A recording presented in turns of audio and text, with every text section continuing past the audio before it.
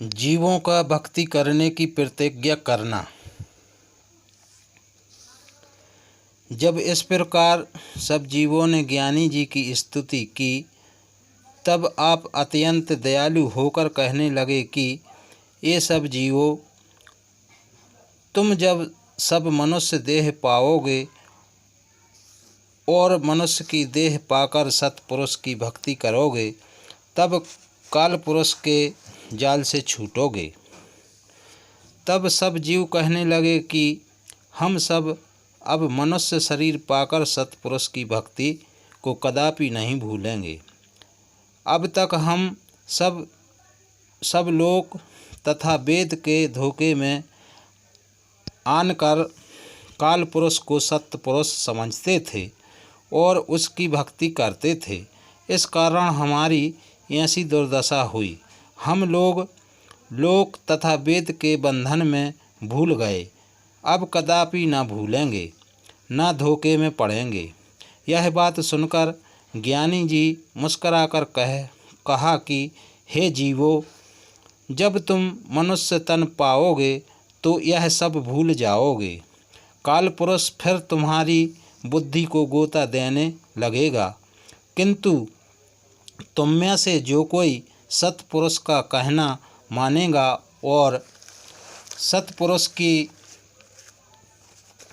भक्ति हृदय से करेगा, उसको सार शब्द मिलेगा।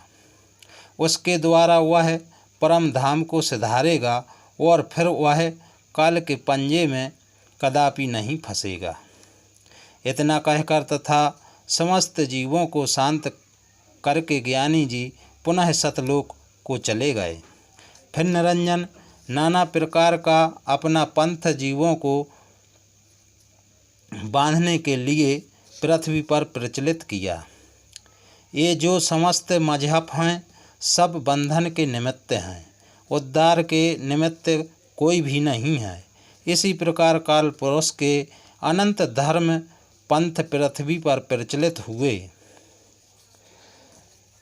चारों वेद भारतवर्ष तथा पूर्व के अन्य देशों में रहे। समस्त भारत तथा आसपास के देशों में चारों वेदों की शिक्षा फैल गई, जहाँ सब लोग वेद की आज्ञा और ऋषियों के आदेश पर बराबर चलते आ रहे हैं। पश्चिम देश के लोग पूर्व वेद से वंचित रहे।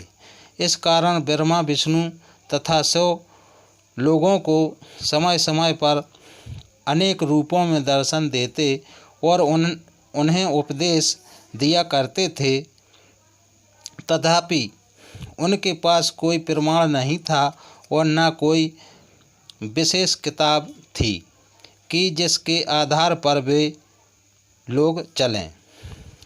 देखो, मोहम्मद बोध और कबीर साहब के अनन्य ग्रंथों में ऐसा लिखा है कि पूर्व तक 4 वेदों से 4 किताबें निकल गईं और पश्चिम देश के लोगों को दी गईं, जिसमें वे लौकिक पारलौकिक मर्यादा का ठीक ठीक पालन कर सकें।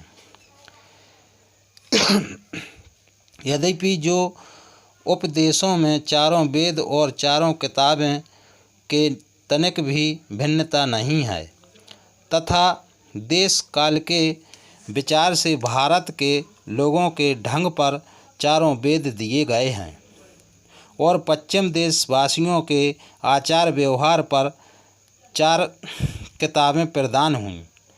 जिस जाति के निमित्त जो किताब उतरी, उसमें उसी रीति व्यवहार लिखे हुए हैं। प्रत्येक जाति के निमित्त प्रत्येक किताब बनी है और पैगंबरों द्वारा पृथ्वी के लोगों को उनकी शिक्षा दी गई। प्रत्येक पैगंबर अपनी समझ के अनुसार प्रचार करता आया, अर्थात भाव और भेद को तो कोई दिव्य दृष्टि देने साधु ही समझते हैं,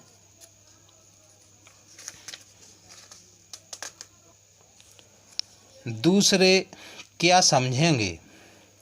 जिसमें जितना प्रकाश है उतना ही उसका कथन और वर्णन है। जैसे वेद पूर्वीय देशवासियों के लिए, वैसे ही चारों किताबें पश्चिम देशवासियों के लिए उपयोगी हैं। सो यह पूर्वीय 4 वेद और पश्चिमी 4 किताब समस्त पृथ्वी पर संसार में फैल गए।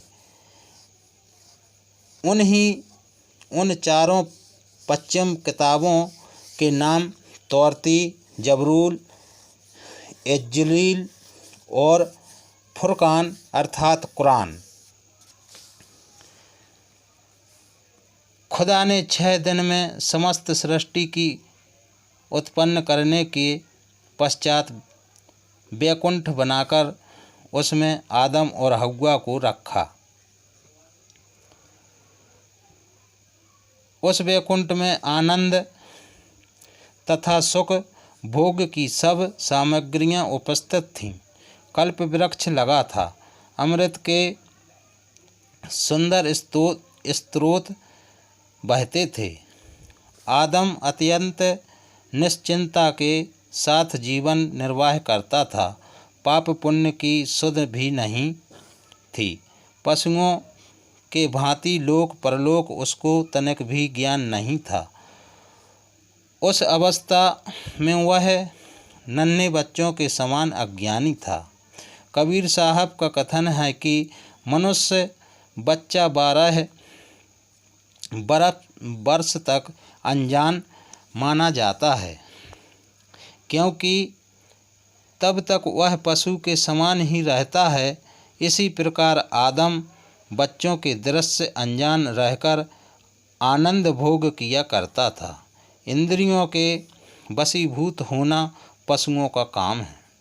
तब परमेश्वर ने विचार किया कि यदि आदम दूसरी अवस्था को आनंद की तरंगों में डूबा रहता तो यह जन्म भर मूर्ख ही रह जाएगा और इसकी संतान भी वैसे ही होवेगी।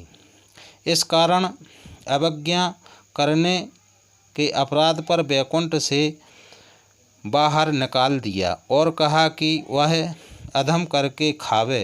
कारण यह कि हलाल की कमाई ही द्वारा मनुष्य का अंतकरण शुद्ध होता है। हाथ पांव इत्यादि भी कर्म निमित्त ही मिले हैं। जब उसको भलाई बुराई का ज्ञान हो जाएगा तब उसके मन में खुदा का खौफ पैदा होगा। तब संयम नियम करके वह मनुष्यता का तथा विधा सीखेगा और उसकी पशुता तथा मूर्खता उसमें से निकल जाएगी, क्योंकि परमेश्वर का भय ही ज्ञान तथा कर्म की जड़ है।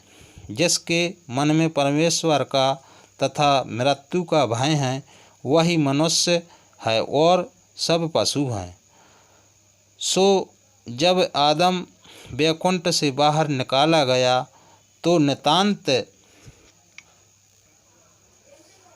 नितांत ही मेहनत करके जीवन व्यतीत करने लगा और मुफ्त का भोजन छोड़ दिया।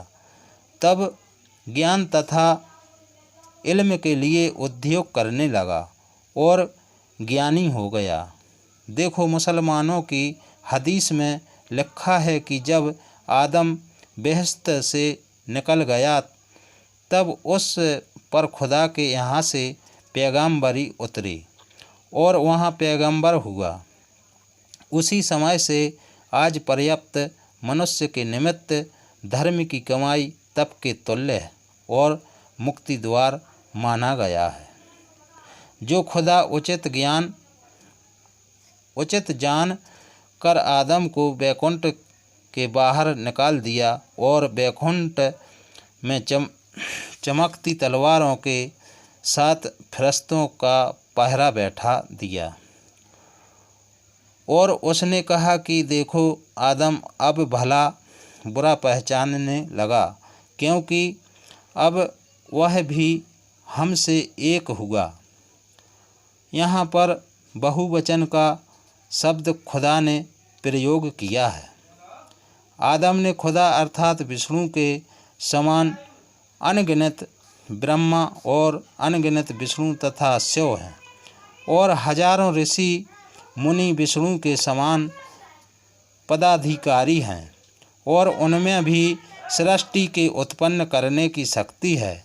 आदम वैकुंठ के बाहर निकाला जाकर सांसारिक कार्यों में संलग्न हुआ, और कुर्बानी और खुदा की बंदगी आदम के समय से ही प्रचलित है।